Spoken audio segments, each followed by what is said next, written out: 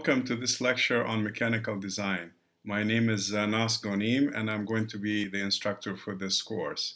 I'm going to just review the objectives of the course and what is expected on this project.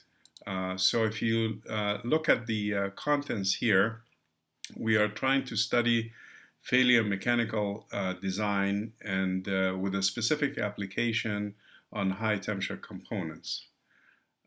We have several objectives to achieve in this design. We would like you to develop the knowledge base for advanced mechanical component design, and that will be based on elastic and inelastic structural analysis. And as you know, elastic and inelastic structural analysis are quite different. So in the elastic case, we use standard finite element methods to achieve the design objectives, and we're going to use simplified design rules. But what we would like to do in this course is actually emphasize the upper limit of temperature where inelastic processes become important, namely creep, deformation, plasticity due to fatigue at high temperature, fracture of the material, and accumulation of damage. So we will include all of these as objectives in this course. So we wanted also you to become familiar with the function of high temperature components. So the material that you're going to study will be related to key technologies that will enable us to become designers at the highest level. And therefore, we would like to become familiar with the design codes, handbooks, material properties, and apply those design rules in a satisfactory way to achieve design objectives. And as we will see, one new thrust in the design world is what's called multi-physics design. So one of the objectives we have is to learn the techniques, the approximations, and the methodology that is used in multi-physics design of high temperature components. And for that, we will have to learn how to couple fluid flow, heat transfer, and solid mechanics all together to achieve our design objectives. So what we will cover as the main topics in the course are basically 6 main areas. The first area, which will be covered the first week, essentially is material selection and their properties and their applications in technology. So we will learn the technology, as they say, the technology pull and why we need to develop high temperature materials and use them, and the different classifications of high temperature materials, and the alloy systems and the processing and the methodology used. Of course, we cannot be very comprehensive, but you'll have an idea that you can do a lot of this research on your own. And then we will review thermoelasticity. A lot of us know elasticity by now because this is a little bit of an advanced course. It's a sequel to 296A.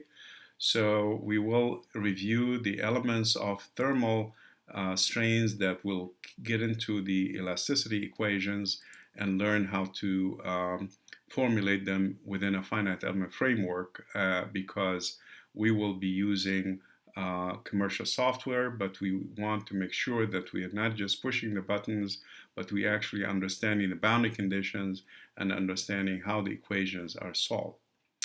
Once we finish this, then we're going to get into a module that will continue for several weeks on plasticity. In plasticity in mechanical design, we will learn material behavior, different models of material behavior, different terminologies used, emphasize cyclic plasticity and different flow rules, and then we will learn a little bit about computational plasticity as we will use it within the finite element framework to achieve design objectives. Next, we will go into a little bit higher temperature where creep deformation, which is very slow deformation over a long period of time, occurs when the materials are at temperatures above approximately 2/3 of the melting point. And in many applications, we are going to use this for a short or long period of time, depending on the application where creep deformation become important. So this is the terminology used is viscoplasticity. So it's plasticity, but with viscosity, essentially, that we will, time dependence, basically, we will combine it together. And there are two main remaining topics that we need to learn as we become the proficient designers that we will be. One is damage mechanics, and the other one is fracture mechanics. Because the time is so short, I eliminated the damage mechanics part, but we will continue with fracture mechanics because of its importance in achieving design objectives at high temperature. So we will learn fracture and brittle materials, and then the effects of plasticity on fracture. The book that we will follow is a book that's titled Mechanics of Solid Materials by Jean Lemaitre and Jean-Louis Chaboche. These are two French scientists who spent engineers who spent a lot of time developing methods for plasticity, essentially, and damage mechanics. And the book is Cambridge University Press, 1994, and you can obtain it from Amazon very easily. Within a few days, you can have this textbook. On the other hand, I'm going to be supplementing this textbook with material that is of practical use. For example, design codes, material properties, homework assignments, solve problems, additional notes that or techniques that are not covered in the book. So we will not follow every item in the book, but we will follow enough material that we become very familiar with the essence of this subject. So if you look at the book structure, chapter 1 is a review of material science, so we're going to skip that one. Chapter 2 is elements of continuum mechanics and thermodynamics.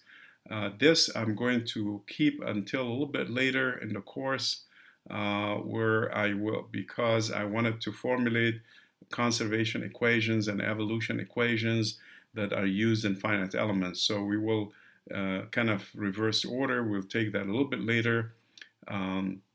But we will start right after the second week, or during the first week and the beginning of second week is chapter 3, where we study the identification of real solids or materials in this case, and how they could be represented schematically with some simple models that can be used to describe it. So elastic models, plastic models, viscoplastic solids, and so forth. And then next, we'll have 1 week on linear elasticity and thermoelasticity. That would be a review of thermoelasticity, but we will not cover viscoelasticity because it is not usually important in design. We will cover viscoplasticity, where we have real creep processes, and we will just confine the review to elasticity and thermoelasticity.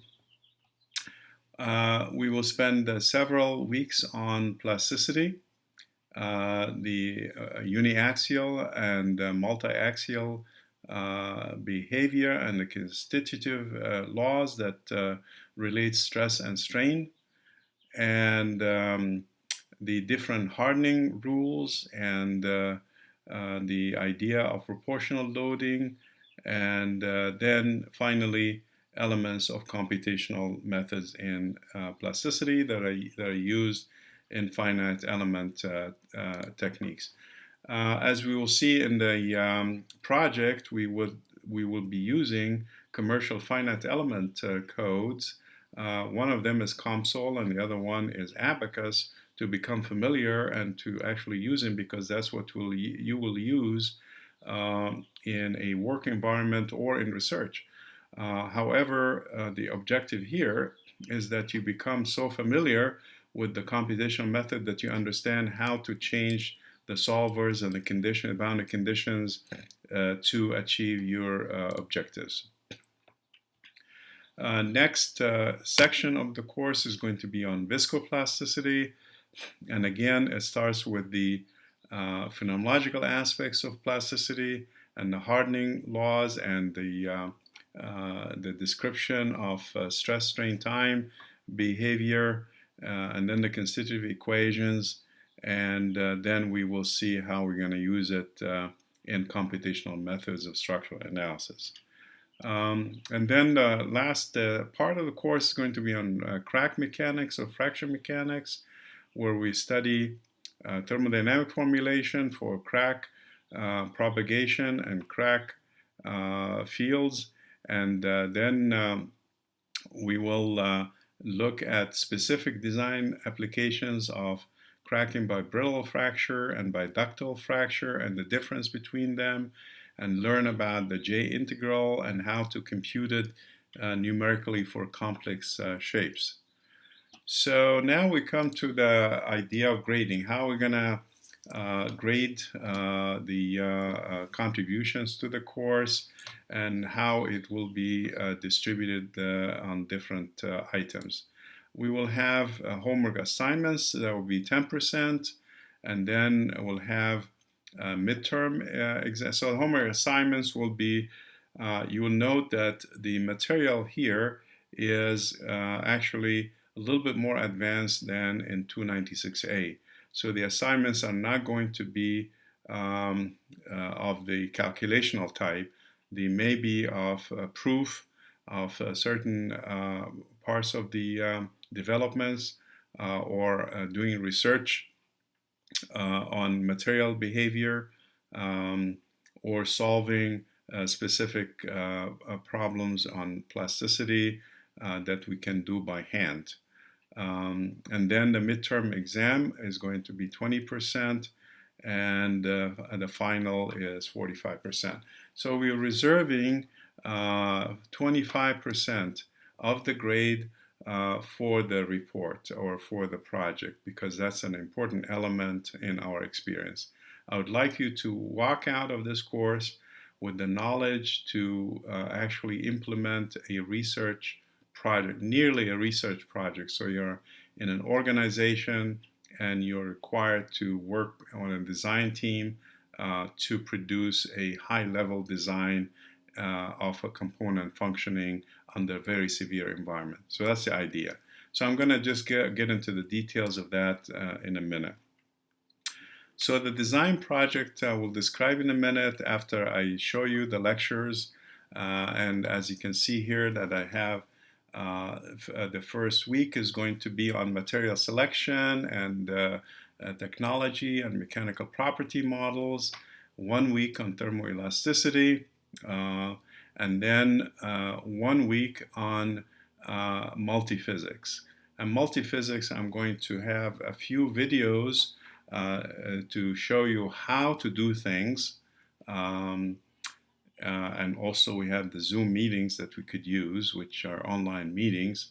But I also am going to use this opportunity to introduce conservation laws that are used in fluid mechanics, heat transfer, and solid mechanics, and plasticity. So it will be both aspects. The how to do things will be online videos, and then the actual formulations will be in person. And then we will have 4 lectures on plasticity, 3 of them before the midterm and 1 after the midterm. We will also have 3 lectures on viscoplasticity, and then we will have 4 lectures on fracture mechanics and design. We have a holiday on May 30th, Memorial Day, and then the last day of the class is going to be project presentations.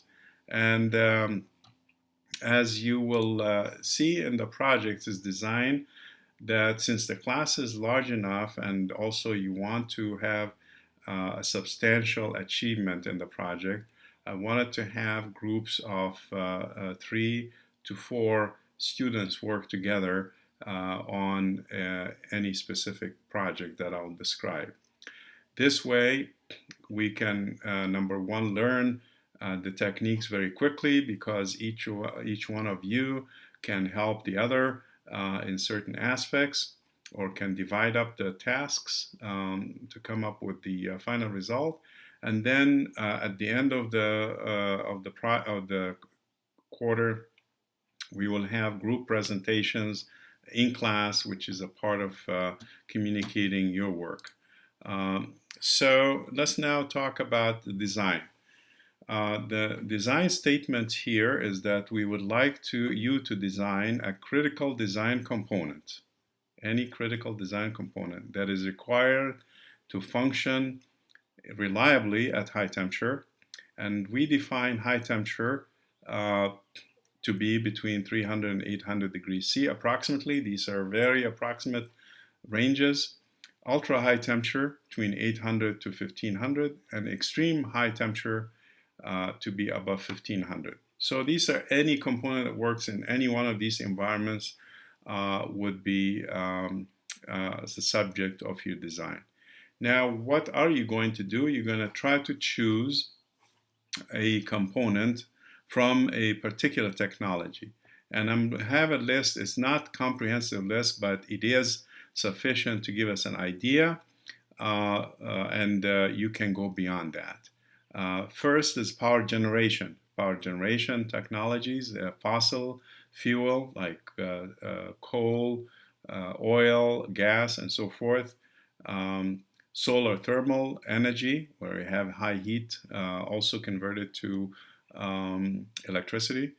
Nuclear energy, where it's nuclear fission, we have nuclear fusion. So all of these types of power generation technologies are everywhere, and many components are subject to these conditions of high temperature. Piping, pressure vessels, nozzles, steam generators, heat exchangers, reactor core, fuel elements, the fusion first wall material, and the diverters, etc.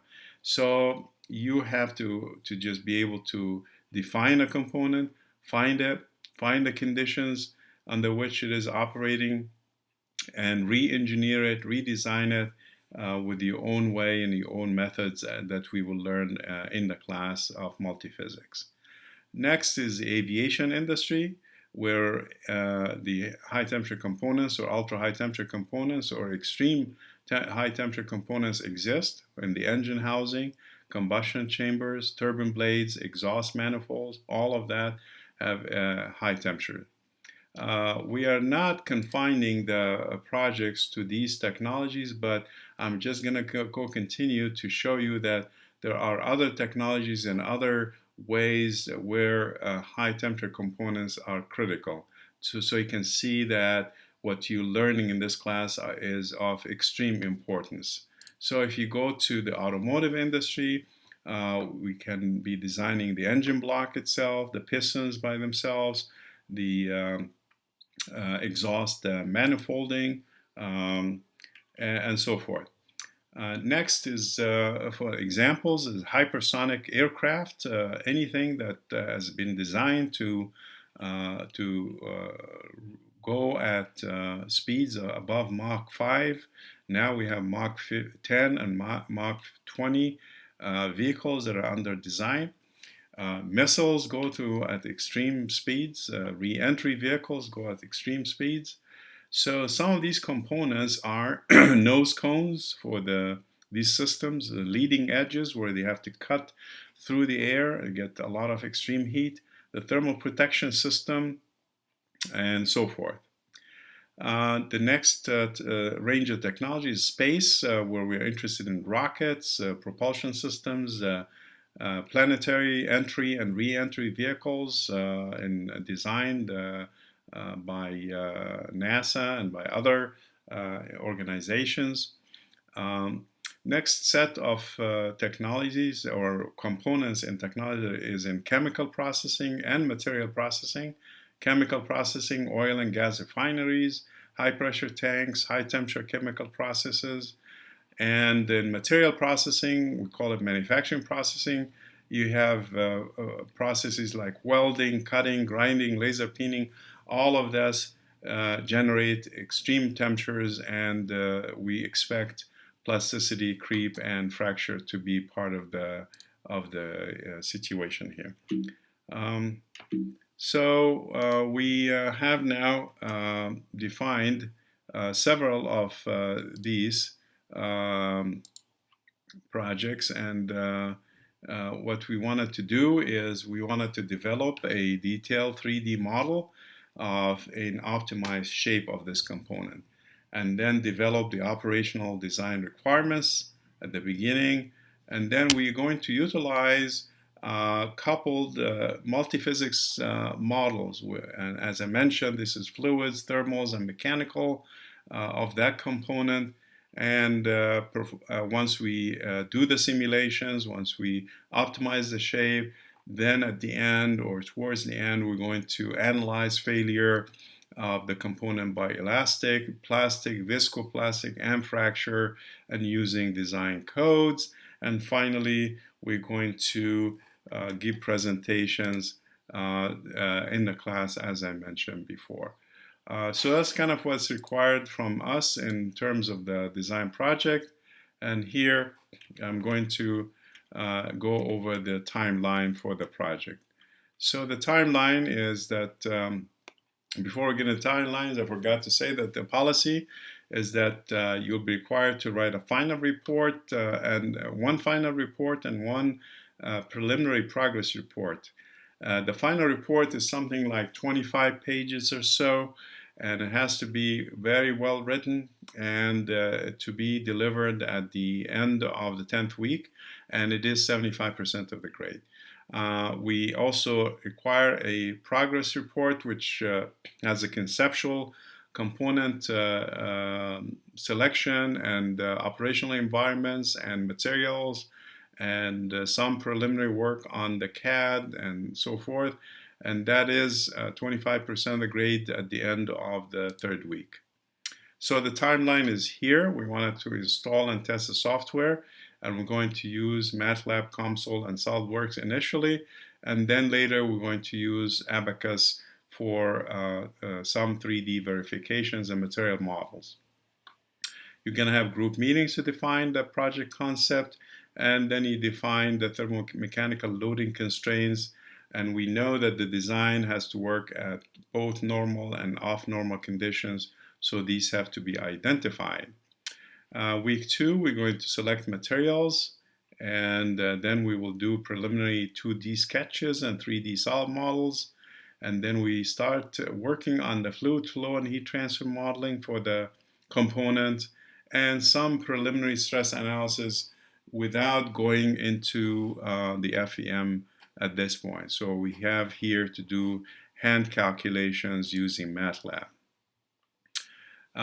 Then we would do a full 3D model in week 3, and as you will see, there are two different ways of doing the coupling in multiphysics. One is called segregated, where we run, for example, the fluids by itself, get the flow field, get the pressures, and so forth, and then use this information to develop heat transfer correlations, and then we run the thermal module by itself and get the temperature field, and then after that we run the mechanical problem with the thermal field identified. This segregated method is loosely coupled, one-way coupling, and is useful in many design applications. Another method is tightly coupled, everything is coupled, and that is much more difficult. and time consuming, but is much more accurate, and therefore we have to kind of learn which way we're going to use. And then for example, in week 4, we're going to focus on the elastic, thermal, and mechanical stress model, and some assessment of failure analysis required. So we're going to assess whether we're going to require plasticity, creep, fracture, or all of the above, and review the design procedure and databases and code. In week 5, we're going to start optimizing the design based on only elastic stress and conservative rules. And then we try to make the design more optimized by using elastoplasticity for operational and off-operational conditions in week 6, and assess the inelastic design limits.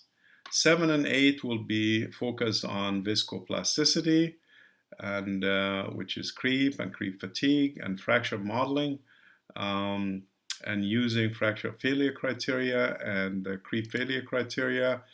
And then week 9 and 10 would be on design optimization and the final report writing and preparation for the class presentations, which will be due at the last day of class, where you turn in the report and give the presentation. We will need a numerical software package to solve hand calculations using beam theory, simplified strength of material type models that we studied, some equations from plasticity. All of that can be programmed in MATLAB. And then we're going to use a CAD software, which is SolidWorks, and then finite element software, which is COMSOL and Abacus. If you have access in your work to other codes and you want to use them, that's fine, as long as you're going to get the project done. If you, however, you as a student, you're allowed to have the privilege to use all of this software using your CSNet account.